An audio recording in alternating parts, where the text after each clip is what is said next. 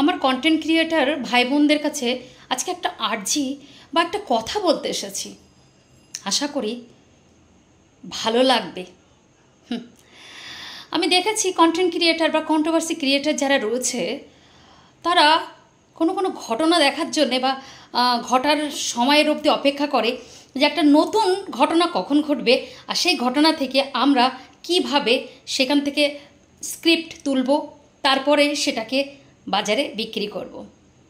অবাক লাগলো যে এতগুলো কন্টেন্ট ক্রিয়েটার বা কন্ট্রোভার্সি ক্রিয়েটারের সাথে যোগাযোগ না থাকলেও মানে তাদের ভিডিও দেখি আর কি, তারা এত বড় বড় সব মানুষ যারা কিনা তাদের কথা দিয়ে কন্ট্রোভার্সি দিয়ে সবার মন জয় করে নিয়েছে, কেউ সত্য কথা বলে, কেউ গালাগালি দিয়ে, যেভাবে হোক।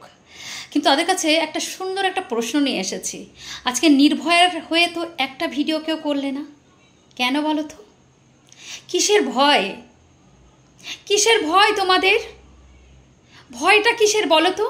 আমরা তো শুধু আমাদের মৌলিক অধিকারটুকু নিয়ে চিৎকার করছি যে আমরা একটু সম্মান চাই, আমরা একটু বেঁচে থাকার জন্য একটু খোলা নিঃশ্বাস চাই, আমাদের অধিকারের জন্যে। আমরা তো তাদের কাছে তাদের পজিশনটা চাইছি না,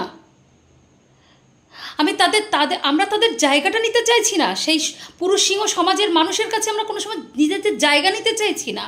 আমরা শুধু চাইছি একটু বেঁচে থাকার জন্য একটু খোলা আকাশ, নিঃশ্বাস, যেখান থেকে দাঁড়িয়ে আমরা নিঃশ্বাস নিতে পারবো, একটু মনে হবে যে না কেউ আমাদের জোর করে কথা বলাচ্ছে না, যেখান থেকে মনে হবে যে না এখানে আমরা রাত্রিবেলা বাড়ি থেকে বেরোলে কেউ মনে হবে না যে রাতে আমাদের কিছু হবে না, তো না ভাববো যে না ফেরার পথে অনেক দাদারা আছে বা ভাইয়েরা আছে যারা আমাদের বাড়িতে পৌঁছিয়ে দেবে। আমরা সেই আশা নিয়েই তো এত লড়াই করছি। কেন আপনারা ভয় পাচ্ছেন বুঝতে পাচ্ছেন না?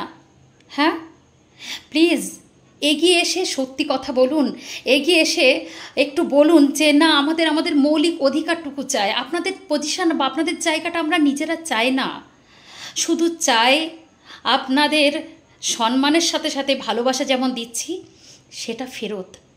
সেমভাবে আমাদেরকেও একটু রেসপেক্ট করুন, একটু ভালোবাসুন। এইটুকু কেউ বলতে পারছেন না? সব কিছু খবর হলে যত রকমের কন্টেন্ট ক্রিয়েটার আছে সবার পেছনে ইচ্ছাকৃতভাবে তাদের বিনা দোষে কাঠিরিয়ে ভিডিও বানান। আর যেখানে এত একটা বড় ঘটনা আমাদের সমাজে ঘটে গেল, সেখান থেকে দাঁড়িয়ে আপনাদের মুখে শুধু আহারে ইহিরে, মেয়েটা কীভাবে মরেছে, মেয়েটাকে এইভাবে মেরেছে ওইভাবে মেরেছে বলতে লজ্জা করছে না? মুখে আনতে কষ্ট হচ্ছে না? বুকে বাঁধছে না? এভাবে বলছেন কি করে? ওইটুকু কথা বলুন যে এটা আমরা ডিজার্ভ করি না। একটু কথা বলুন সবাই মিলে। ওয়াইটি জুড়ে শুধু সংবাদের চ্যানেলগুলোতেই শুধু খবর পাওয়া যাচ্ছে, কিন্তু কোনো কন্ট্রোভার্সি ক্রিয়েটারদের মুখে কোনো আওয়াজ নেই। কেন? এখানে কোনো পার্টি রাজনীতি আনবেন না। এটা একটা বাবা মায়ের সাথে আইন আর অন্যায়ের লড়াই। এখানে রাজনীতিকে ঢুকতে দেবেন না। আমরা চাই বাবা মা সঠিক বিচারটা খুঁজে পাক, নির্ভয়া তার বিচার পাক, সুবিচার পাক। আগামী দিনে যেন এরকম আর না হয়। আমরা যে ছেলেদের এত সম্মান দিই তারা যেন আমাদেরকে একটু শুধু ভালোবাসা দেয়। বিশ্বাস করুন এইটুকুই তো লড়াই। আমরা যেন যাদের সাথে আমরা থাকি তাদেরকে সেই জায়গাটা আমরা সুনিশ্চিত করতে পারি যে না এই জায়গাটা সত্যি, যেখানে থাকছি বাস করছি সেটা যেন আমাদের কাছে একটা সুস্থ পরিবেশ তৈরি হয়। এইটুকু লড়াই আমরা করতে পারি না। ভয়টা কিসের?